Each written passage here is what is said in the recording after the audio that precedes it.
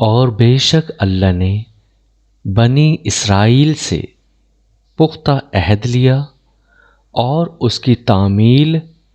تنفیذ اور نگہبانی کے لیے ہم نے ان میں 12 سردار مقرر کیے۔ اور اللہ نے بنی اسرائیل سے فرمایا کہ میں تمہارے ساتھ ہوں، یعنی میری خصوصی مدد و نصرت تمہارے ساتھ رہے گی اگر تم نے نماز قائم رکھی اور تم زکوٰۃ دیتے رہے اور میرے رسولوں پر ہمیشہ ایمان لاتے رہے اور ان کے پیغمبرانہ مشن کی مدد کرتے رہے اور اللہ کو اس کے دین کی حمایت و نصرت میں مال خرچ کر کے قرض حسن دیتے رہے تو میں تم سے تمہارے گناہوں کو ضرور مٹا دوں گا اور تمہیں یقیناً ایسی جنتوں میں داخل کر دوں گا جن کے نیچے نہریں جاری ہیں۔ پھر اس کے بعد تم میں سے جس نے بھی کفر یعنی عہد سے انحراف کیا تو بے شک وہ سیدھی راہ سے بھٹک گیا۔ پھر ان کی اپنی عہد شکنی کی وجہ سے ہم نے ان پر لعنت کی، یعنی وہ ہماری رحمت سے محروم ہو گئے اور ہم نے ان کے دلوں کو سخت کر دیا، یعنی وہ ہدایت اور اثر پذیری سے محروم ہو گئے۔ چنانچہ وہ لوگ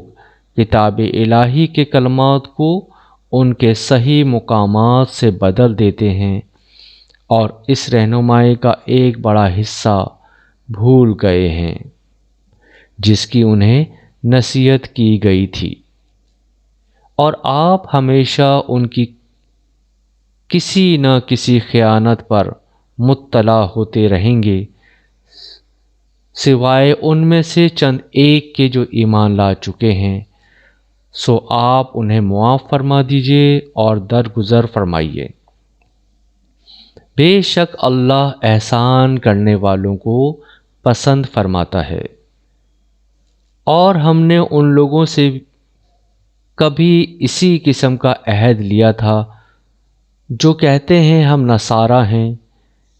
پھر وہ بھی اس رہنمائی کا ایک بڑا حصہ فراموش کر بیٹھے جس کی انہیں نصیحت کی گئی تھی۔ سو اس بد عہدی کے باعث ہم نے ان کے درمیان دشمنی اور کینہ روز قیامت تک ڈال دیا، اور عنقریب اللہ انہیں ان اعمال کی حقیقت سے آگاہ فرما دے گا جو وہ کرتے رہتے تھے۔ اے اہل کتاب، بے شک تمہارے پاس ہمارے یہ رسول تشریف لائے ہیں جو تمہارے لیے بہت سی ایسی باتیں واضح طور پر ظاہر فرماتے ہیں جو تم کتاب میں سے چھپائے رکھتے تھے، اور تمہاری بہت سی باتوں سے درگزر بھی فرماتے ہیں۔ بے شک تمہارے پاس اللہ کی طرف سے ایک نور یعنی حضرت محمد صلی اللہ علیہ وآلہ وسلم آ گیا ہے، اور ایک روشن کتاب یعنی قرآن مجید۔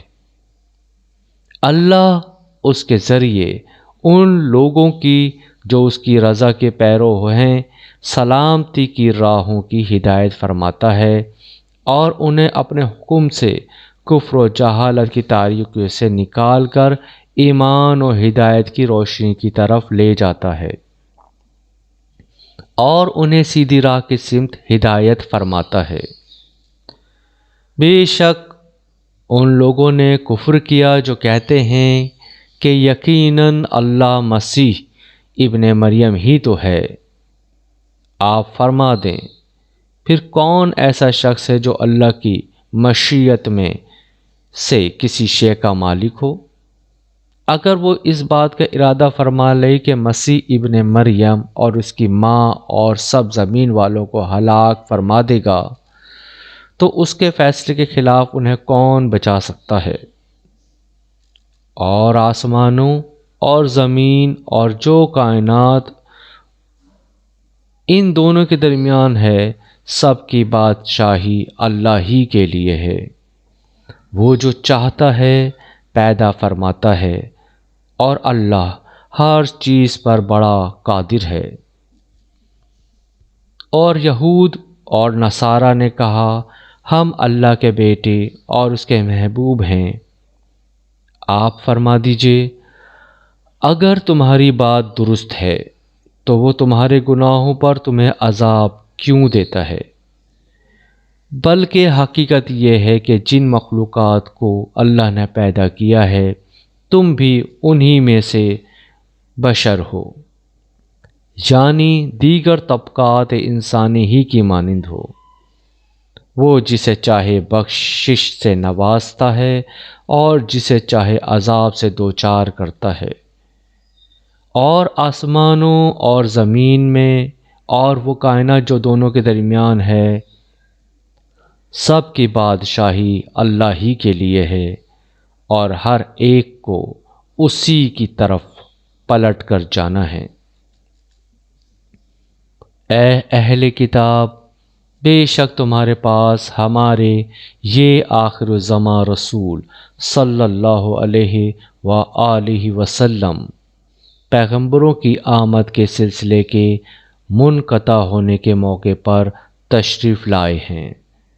جو تمہارے لیے ہمارے احکام خوب واضح کرتے ہیں، اس لیے کہ تم عذر کرتے ہو یہ کہہ دو کہ ہمارے پاس نہ تو کوئی خوشخبری سنانے والا آیا اور نہ ڈر سنانے والا۔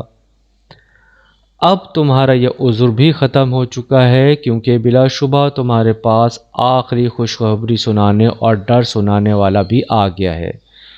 اور اللہ ہر چیز پر بڑا قادر ہے۔ اور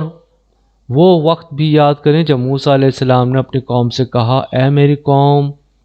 تم اپنے اوپر کیا گیا اللہ کا وہ انعام یاد کرو جب اس نے تم میں انبیاء پیدا فرمائے اور تمہیں بادشاہ بنایا اور تمہیں وہ کچھ عطا فرمایا جو تمہارے زمانے میں تمام جہانوں میں سے کسی کو نہیں دیا تھا۔ اے میری قوم، ملک شام یا بیت المقدس کی اس مقدس سرزمین میں داخل ہو جاؤ جو اللہ نے تمہارے لیے لکھ دی ہے، اور اپنی پشت پر پیچھے نہ پلٹنا، ورنہ تم نقصان اٹھانے والے بن کر پلٹو گے۔ انہوں نے جواباً کہا، اے موسیٰ، اس میں تو زبردست ظالم لوگ رہتے ہیں اور ہم اس میں ہرگز داخل نہیں ہوں گے یہاں تک کہ وہ اس زمین سے نکل جائیں، بس اگر وہ یہاں سے نکل جائیں تو ہم ضرور داخل ہو جائیں گے۔ ان چند لوگوں میں سے جو اللہ سے ڈرتے تھے، دو ایسے شخص بول اٹھے جن پر اللہ نے انعام فرمایا تھا، اپنی قوم سے کہنے لگے، تم ان لوگوں پر بلا خوف حملہ کرتے ہوئے شہر کے دروازے سے داخل ہو جاؤ، سو جب تم اس دروازے میں داخل ہو جاؤ گے تو یقیناً تم غالب ہو جاؤ گے،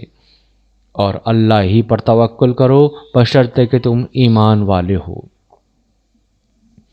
انہوں نے کہا، اے موسیٰ، جب تک وہ لوگ اس سرزمین میں ہیں ہم ہرگز کبھی بھی وہاں داخل نہیں ہوں گے، بس تم جاؤ اور تمہارا رب ساتھ جائے، سو تم دونوں ہی ان سے جنگ کرو، ہم تو یہیں بیٹھے ہیں۔